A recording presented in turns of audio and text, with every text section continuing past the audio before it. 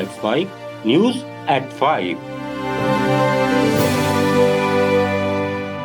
नमस्कार, let's mic में आप सुन रहे हैं न्यूज एट 5। बुलेटिन की शुरुआत हम करेंगे आज की सबसे बड़ी खबर से, फिर जानेंगे देश दुनिया और आपके अपने राज्यों तक की बड़ी अपडेट। ओडिशा के पुरी में आज से भगवान जगन्नाथ की रथ यात्रा की शुरुआत हो रही है। ये भव्य यात्रा पुरी के जगन्नाथ मंदिर से शुरू होकर गुंडीचा मंदिर तक जाती है। जगन्नाथ रथ यात्रा में भक्तों का सैलाब उमड़ पड़ा है।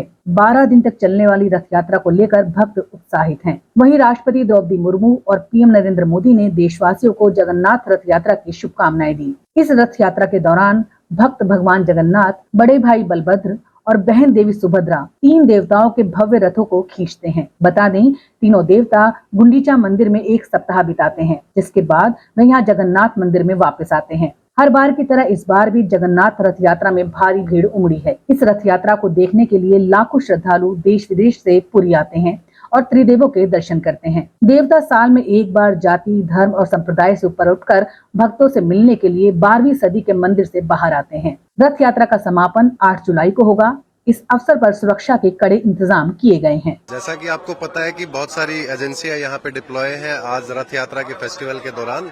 उसी में एक एजेंसी एनडीआरएफ भी डिप्लॉय है जो किसी भी प्रकार के मैनमेड तथा नेचुरल डिजास्टर से निपटने के लिए सक्षम है।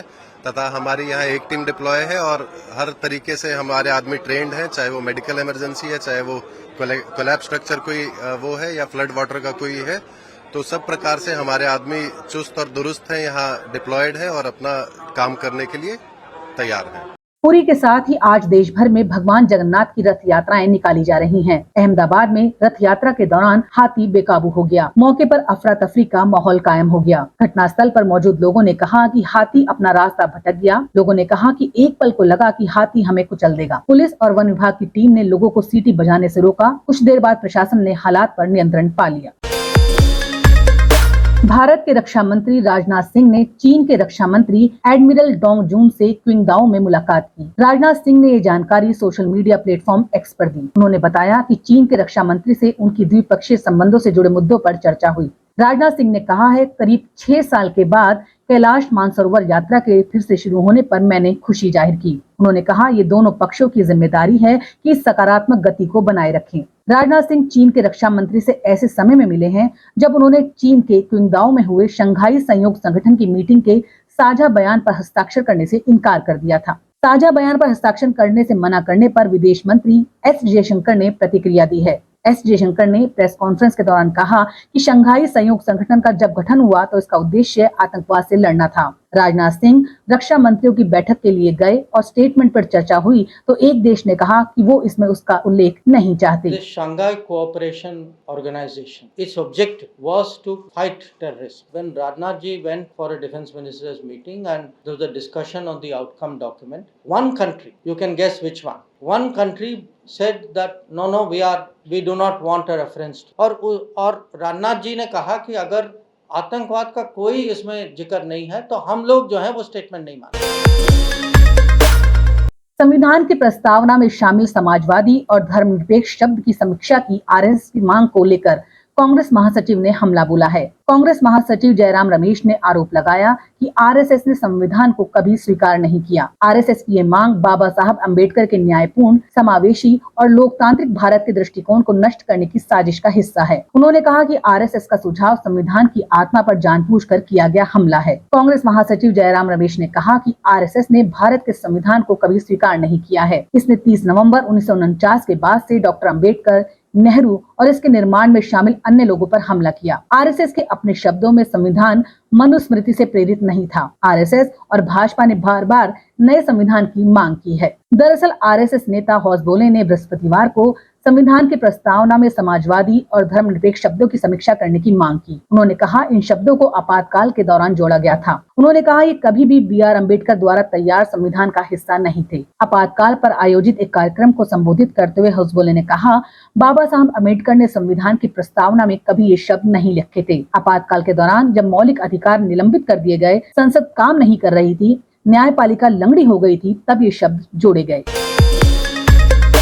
रेल यात्रा महंगी होने जा रही है। भारतीय रेलवे 1 जुलाई 2025 से नया टैरिफ लागू करने जा रही है। इसके लिए रेलवे सालाना 990 करोड़ रुपए कमाना चाहती है। हालांकि अभी तक रेलवे की ओर से इसका आधिकारिक ऐलान नहीं किया गया है। रेलवे ने पिछली बार किराया 1 जनवरी 2020 को बढ़ाया था। रेलवे के नए टैरिफ के अनुसार सामान्य द्वितीय श्रेणी में 500 किलोमीटर तक यात्रा करने पर कोई वृद्धि नहीं होगी। यदि यात्रा 500 किलोमीटर से अधिक है तो प्रति किलोमीटर आधा पैसा अतिरिक्त देना होगा। मेल एक्सप्रेस की स्लीपर बोगी में सफर करने वाले यात्रियों को अब प्रति किलोमीटर 1 पैसा ज्यादा चुकाना होगा। इसी तरह एसी क्लास में सफर करने वालों को प्रति किलोमीटर 2 पैसे ज्यादा चुकाने होंगे। हालांकि शहरी ट्रेनों के किराए में किसी भी तरह की बढ़ोतरी नहीं की गई है। मासिक सीजन टिकट की दरों में भी कोई बढ़ोतरी नहीं की गई है। भारत के सबसे बड़े ग्रुप टाटा समूह की होल्डिंग कंपनी टाटा सन्स ने अहमदाबाद में 12 जून को एयर इंडिया दुर्घटना के पीड़ितों को आर्थिक सहायता देने के लिए एक ट्रस्ट बनाया है, जिसके लिए बोर्ड से मंजूरी मांगी गई है। इकोनॉमिक टाइम्स की रिपोर्ट में कहा गया है कि कंपनी के चेयरमैन एन चंद्रशेखरन ने अंतरिम बोर्ड मीटिंग में ट्रस्ट के बारे में बोर्ड को जानकारी दी है। रिपोर्ट का दावा है कि टाटा सन्स ने ट्रस्ट के लिए 500 करोड़ रुपए के आवंटन की मंजूरी मांगी गई है। टाटा ग्रुप की होल्डिंग कंपनी ने पहले 2 अलग अलग ट्रस्ट बनाने का विचार किया था, एक भारतीय नागरिकों के परिवारों के लिए और दूसरा लंदन जाने वाली फ्लाइट्स की दुर्घटना में मारे गए विदेशी नागरिकों के लिए। 500 करोड़ रुपए का इस्तेमाल विमान क्रैश में जान गंवाने वालों के परिवारों को मुआवजा देने, चिकित्सा देखभाल और विमान क्रैश में नुकसान हुए मेडिकल कॉलेज को सुधारने में किया जाएगा। बाकी अमाउंट को प्रभावित परिवारों की लॉन्ग टर्म जरूरतों को पूरा करने के लिए यूज किया जाएगा। रिपोर्ट के मुताबिक ट्रस्ट के जल्द रजिस्टर्ड होने की उम्मीद है। गौरतलब है कि अहमदाबाद में एयर इंडिया का विमान 12 जून को क्रैश हो गया था, जिसमें 275 लोगों की जान चली गई थी। इस विमान में 242 लोगों में से 241 लोगों की जान गई थी। इसमें सिर्फ एक व्यक्ति विश्वास रमेश ही जीवित बचे थे। वहीं मेडिकल कॉलेज पर विमान गिरने से आसपास के लोगों की भी जान गई थी। इस हादसे के बाद एयर इंडिया ने मुआवजे का ऐलान किया था। साथ ही बोइंग 878 की जांच भी शुरू हुई है। जम्मू कश्मीर को उधमपुर जिले के जंगली इलाके में शुक्रवार को पाकिस्तान स्थित जैश-ए-मोहम्मद के 3 आतंकवादियों को पकड़ने के लिए सुरक्षा बलों की एक संयुक्त टीम का तलाशी अभियान जारी है। अधिकारियों ने शुक्रवार को ये जानकारी दी। अधिकारियों ने बताया कि बृहस्पतिवार को सुरक्षा बलों से हुई मुठभेड़ में जैश-ए-मोहम्मद का एक आतंकवादी मारा गया और उसके 3 सहयोगी बसंतगढ़ बेल्ट के जंगली इलाके में मौजूद हैं। हिंदी को लेकर महाराष्ट्र में उबाल है। महाराष्ट्र नवनिर्माण सेना प्रमुख राज ठाकरे ने 5 जुलाई को मुंबई के गिरगांव चौपाटी पर बड़े पैमाने पर विरोध मार्च का आह्वान किया है। इसमें वो हिंदी थोपने के खिलाफ विरोध प्रदर्शन करेंगे। बता दें कि पहले 6 जुलाई को ये मार्च किया जाना था, अब इसे दोबारा रीशेड्यूल किया गया है। हालांकि बाकी कार्यक्रम की रूपरेखा वही रहेगी। इसको लेकर शिवसेना यूबीटी नेता संजय राउत ने ट्वीट कर कहा कि यूबीटी चीफ उद्धव ठाकरे और मनसे अध्यक्ष राज ठाकरे एक मंच पर साथ आ रहे हैं। राउत ने बताया कि दोनों भाई महाराष्ट्र के स्कूलों में हिंदी पढ़ाने के विरोध में एक संयुक्त मोर्चा निकालेंगे। साथ ही महाराष्ट्र सरकार की मराठा विरोधी नीतियों का विरोध करेंगे। उधर एनसीपी चीफ शरद पवार ने भी ठाकरे पहियों को समर्थन दिया है। महाराष्ट्र में कक्षा 1 से हिंदी अनिवार्य नहीं की जानी चाहिए। अगर कोई नई भाषा शुरू की जानी है तो उसे कक्षा 5 के बाद से ही शुरू किया जाना चाहिए। दरअसल महाराष्ट्र सरकार ने इसी साल अप्रैल में हिंदी को तीसरी अनिवार्य भाषा बना दिया था। विरोध के बाद उन्होंने फैसले में बदलाव किया। कक्षा 1 से 5वीं तक पढ़ने वाले स्टूडेंट तीसरी भाषा के तौर पर हिंदी के अलावा दूसरी भारतीय भाषाएं चुन सकते हैं। पंजाब के गुरदासपुर में लॉरेंस गैंग से जुड़े रहे कुख्यात गैंगस्टर जग्गू भगवानपुरिया की मां और बॉडीगार्ड की हत्या कर दी गई। गुरुवार रात करीब 9 बजे गैंगस्टर की मां हरजीत कौर और बॉडीगार्ड करणवीर सिंह घर के बाहर गाड़ी में मौजूद थे। तभी बाइक पर आए 2 हमलावरों ने उनकी गाड़ी पर ताबड़तोड़ गोलियां चला दी। शुरुआती जांच में सामने आया कि निशाना करणवीर था। करणवीर की मौके पर ही मौत हो गई, जबकि कुछ गोलियां जग्गू की मां को भी लगी। उन्हें अस्पताल पहुंचाया गया, लेकिन डॉक्टरों ने उन्हें मृत घोषित कर दिया। हरजीत को 6 और करणवीर को 4 गोलियां लगी। गोलियां मारने का सीसीटीवी भी सामने आया है। लॉरेंस के विरोधी बम्बिया गैंग से जुड़े 3 गैंगस्टरों ने सोशल मीडिया पर पोस्ट डालकर इसकी जिम्मेदारी ली है। इनमें 2 गैंगस्टर प्रभु दासूवाल और कौशल चौधरी हरियाणा के हैं। पुलिस इस घटना को आपसी गैंगवार से जोड़कर देख रही है, क्योंकि जग्गू पंजाब में लंबे समय से अपराध की दुनिया में सक्रिय रहा है। कई विरोधी गैंग से उनका टकराव रहा है। आज दोनों शवों का पोस्टमार्टम करवाया जाएगा। वहीं इस घटना के बाद जग्गू भगवानपुरिया और बम्बिया गैंग के बीच बड़ी गैंगवार का खतरा पैदा हो गया है। केरल के कोडगरा क्षेत्र में स्थित एक जीर्ण शीर्ण और कमजोर पड़ चुकी 2 मंजिला इमारत के अचानक ढह जाने से 3 प्रवासी श्रमिकों की मौत हो गई। ये दुखद घटना आज सुबह लगभग 6 बजे हुई, जब भारी बारिश के कारण इमारत की नींव और संरचना पूरी तरह से कमजोर हो चुकी थी। इस इमारत में कुल 17 प्रवासी श्रमिक रह रहे थे, जो काम पर जाने की तैयारी कर रहे थे। अचानक इमारत जोरदार आवाज के साथ गिर गई और मलबे के नीचे कई लोग दब गए। राजधानी दिल्ली के बाहरी इलाके में स्थित बवाना औद्योगिक क्षेत्र में शुक्रवार तड़के एक फैक्ट्री में भीषण आग लग गई। आग की लपटें इतनी तेज थी कि आसपास का इलाका घने काले धुएं से भर गया। आग लगने के बाद वहां पर अफरा तफरी मच गई। आग लगने की सूचना मिलते ही दिल्ली अग्निशमन विभाग की 22 दमकल मौके पर पहुंची। घंटों की कड़ी मशक्कत के बाद आग पर काबू पाया गया। गनीमत रही कि हादसे के दौरान फैक्ट्री में काम नहीं हो रहा था, वरना बड़ा हादसा हो सकता था। अब खबरें दुनिया भर से। अमेरिकी राष्ट्रपति डोनाल्ड ट्रंप ने कहा कि अमेरिका और चीन ने एक समझौते पर हस्ताक्षर किए हैं। उन्होंने कहा कि हम आने वाले दिनों में भारत के साथ भी बहुत बड़ी डील करने वाले हैं। ट्रंप ने कहा कि हर कोई डील करना चाहता है, उसका हिस्सा बनना चाहता है। कुछ महीने पहले तक मीडिया कह रही थी कि क्या वाकई ऐसा है जिसे इसमें कोई दिलचस्पी हो। हमने कल ही चीन के साथ ट्रेड डील पक्की की है। हमने कुछ बेहतरीन सौदे किए हैं। हम आने वाले दिनों में भारत के साथ बहुत बड़ा सौदा करने जा रहे हैं। ट्रंप ने जोर देकर कहा कि हम हर दूसरे देश के साथ सौदे नहीं करने जा रहे हैं। कुछ लोगों को हम पत्र भेजकर धन्यवाद कहेंगे। उन्होंने कहा कि हम उन देशों से कहेंगे कि आपको 25, 35 या 45% का भुगतान करना होगा। उन्होंने कहा कि हम भारत के लिए दरवाजे खोलने जा रहे हैं। हम चीन के साथ ट्रेड डील में चीन के लिए अपने दरवाजे खोलने जा रहे हैं। हमारे हर देश के साथ संबंध अच्छे रहे हैं। Do you really have anybody of any interest? Well, we just signed with China yesterday, right? Just signed with China. We have everybody. We're not going to make deals with everybody. Some we're just going to send them a letter, say thank you very much. You're going to pay 25, 35, 45%. That's the easy way to do it. And my people don't want to do it that way. They want to do some of it, but they want to make more deals than I would do. But we're having some great deals. We have one coming up, maybe with India, very big one, where we're going to open up India. In the China deal, we're starting to open up China.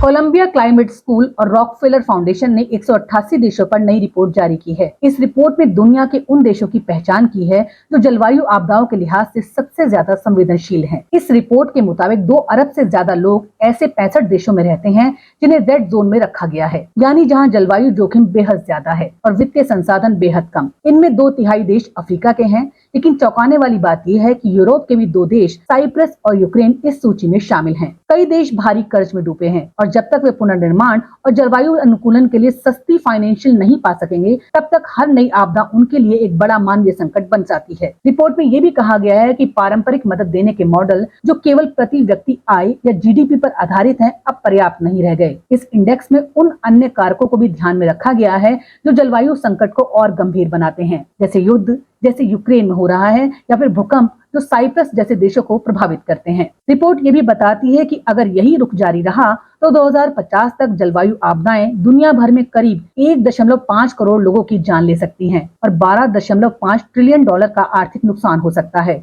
इसलिए विशेषज्ञों का मानना है कि अब वक्त आ गया है कि दुनिया, खासकर दानदाता देश और वैश्विक संस्थाएं मदद पहुंचाने के तरीकों को बदलें और उन देशों को प्राथमिकता दें जो महज एक आपदा से दूर हैं लेकिन बड़े संकट में हैं। ओमान खाड़ी सहयोग परिषद का पहला सदस्य बनने जा रहा है, जहां अधिक आमदनी वाले लोगों को इनकम टैक्स देना होगा। सरकारी ऐलान के मुताबिक ये कानून साल 2028 से लागू होगा। इसके तहत सालाना 42,000 ओमानी रियाल से ज्यादा की आमदनी पर 5% टैक्स लगेगा। ये टैक्स ओमान के नागरिकों के अलावा वहां काम कर रहे विदेशियों पर भी लागू होगा। जीसीसी के बाकी 5 सदस्य देश तेल और गैस से समृद्ध हैं और वहां व्यक्तिगत आय पर कोई टैक्स नहीं लगाया जाता। यही टैक्स फ्री माहौल सऊदी अरब, संयुक्त अरब अमीरात और कतर जैसे देशों को विदेशी कामगारों के लिए आकर्षक बनाता है। ओमान के इस फैसले ने देश के भीतर इस टैक्स की आर्थिक, सामाजिक और निवेश के लिहाज से अहमियत को लेकर नई बहस शुरू कर दी है। ओमान की ये पहल अब पूरे खाड़ी क्षेत्र में नजरों में है। अगर ये नीति सामाजिक और आर्थिक जरूरतों के साथ वित्तीय संतुलन कायम कर पाई तो एक खाड़ी की टैक्स नीति में एक बड़ा बदलाव साबित हो सकती है।